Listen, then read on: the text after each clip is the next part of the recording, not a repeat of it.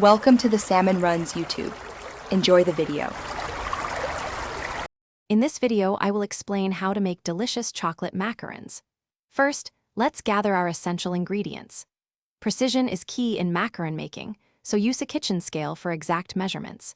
You'll need 125 grams of almond flour, 125 grams of powdered sugar, 10 grams of unsweetened cocoa powder, and 90 grams of aged egg whites. Make sure all your ingredients are at room temperature for the best results. Next, we'll create the perfect macaron batter. Begin by sifting your almond flour, powdered sugar, and cocoa powder together to eliminate any lumps.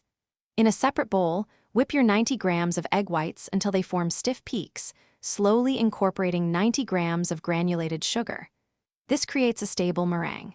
Now, gently fold the dry ingredients into the meringue using the macaronage technique until the batter flows like molten lava, a crucial step for those signature feet. Now it's time to pipe our macaron shells.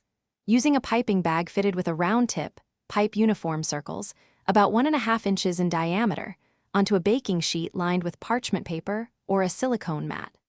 Once piped, firmly tap the baking sheet on your counter 2 or 3 times to release any trapped air bubbles.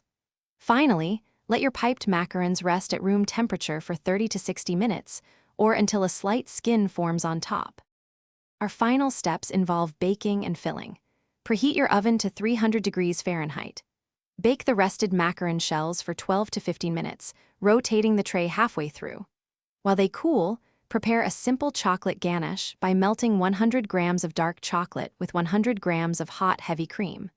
Once the shells are completely cool, pipe a generous dollop of ganache onto one shell and gently sandwich it with another. Enjoy your homemade chocolate macarons. Thanks for watching. Consider subscribing if we helped you.